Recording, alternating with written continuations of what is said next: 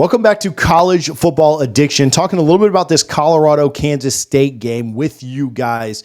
And I appreciate you guys for tuning in. A really tough one, a heartbreaking loss for Colorado last night in a late game. I don't know how many of you stayed up to watch it. Probably most of you, if you're tuned into this. Want to talk a little bit about what this means for Colorado, what this means for Kansas State. Don't pump the brakes before you jump off the Colorado train here. This was a really good game. Just unfortunately didn't go your way. Kansas State finds a way late. Defense kind of lets you down on that last drive, but we'll talk about it. I thought the Wester touchdown to start the game was great. His playmaking ability, we've talked a lot about these Colorado wide receivers. They are so good. Even in a game where you lose your best player and you continue to fight and make plays at the wide receiver position, really sharp, and going out and getting that early lead. To me, it kind of, we've talked a lot about this, how good is this team? How good is that team? How good is whatever? Kansas State's a great team. And win or loss, we were going to come on here and tell you that Kansas State was a great team. UCF now lost 3 in a row. Again, maybe Colorado stole their will to play. I don't know. Kansas State's a great team. And coming out and getting that early score, proving to yourself like, hey, yeah, we're here. We're here to play with these ranked teams. We're here to be just as good as they are. And the game came down to one play late that didn't go your way. And at the end of the day, that stinks to lose, but nothing really to hang your head on if you're Colorado. You can compete with the best of the best in this conference, and I think that shows a lot about where this program has come. Offensive line, I think at times let them down last night. They were driving at times, and then they'd give up a big sack on third down. Offensive line, we knew was a concern coming into the year. They got exposed a little bit, especially in the first half here against Kansas State.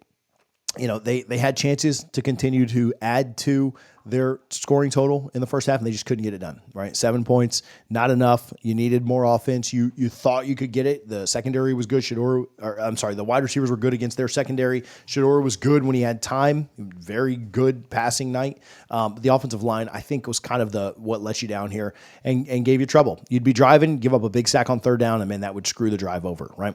21-7 was a little bit worry time for me. And I thought, like, man, we saw this team last year against other really good teams when they'd get down big. Would they continue to have that fight? Would they be able to battle back? And I think this was impressive. All credit, again, to Avery Johnson and him coming back after what looked like it was an oblique strain at one point. Kansas State was really good in this game.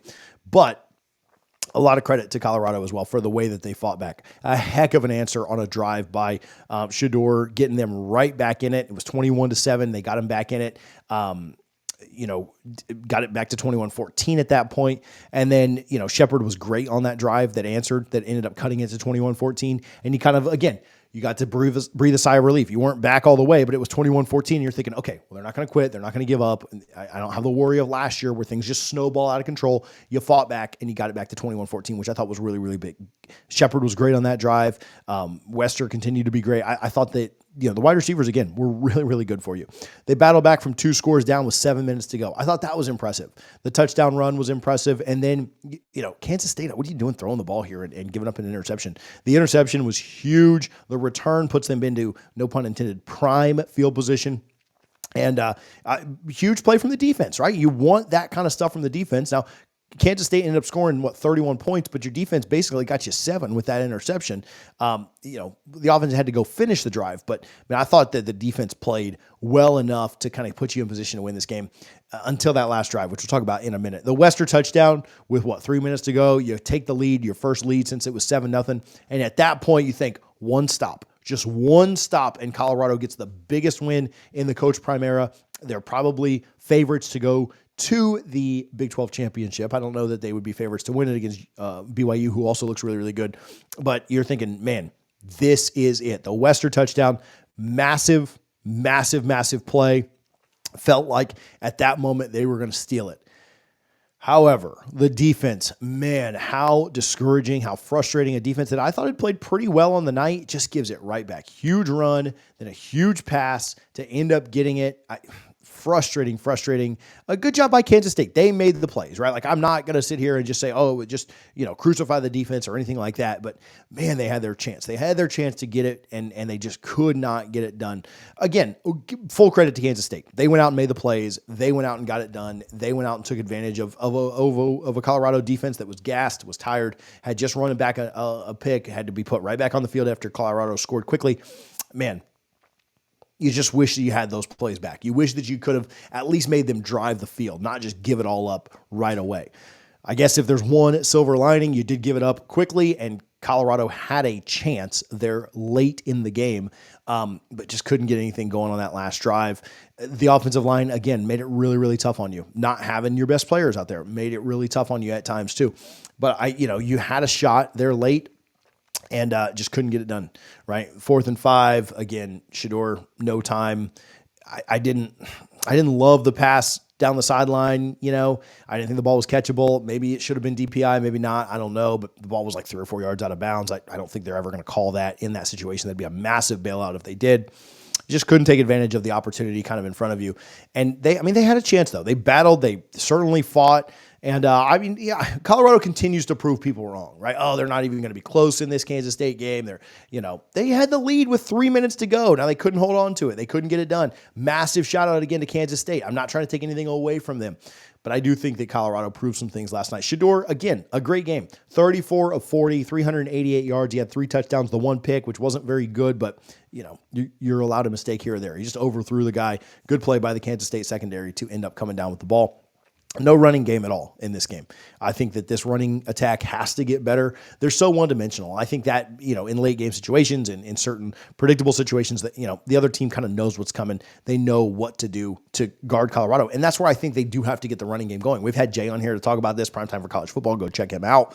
But they have to get better running the ball too.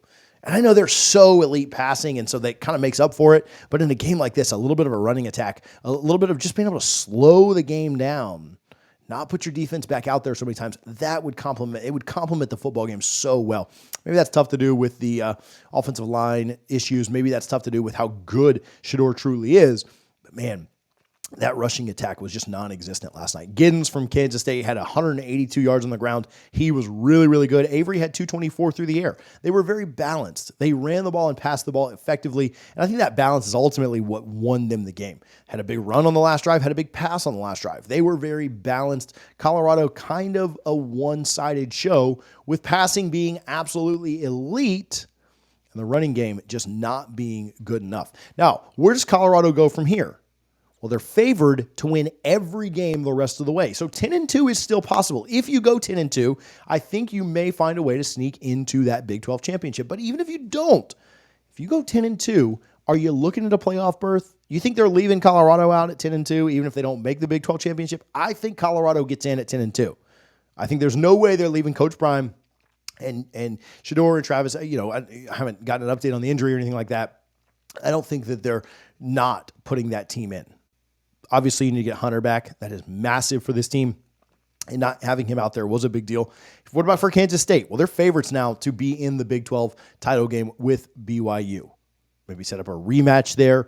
But if either one of those teams falter, right? Kansas State, they have the head-to-head with Colorado, but now they have 2 conference losses. If Colorado can win out, Kansas State drops another one, you're going to be right back in the mix. So Colorado's not out of it. Kansas State certainly has their work cut out for them. And again, Colorado is favored to win every game according to ESPN's FPI right now. They're the favorites to win out, 10-2. Will they win out? It's going to be tough. That's not going to be an easy thing to do. You got to rebound from this loss. You put a lot of effort, a lot of energy into this. You got to rebound from it. They've got a favorable schedule. It sets up well for Colorado. They're very talented.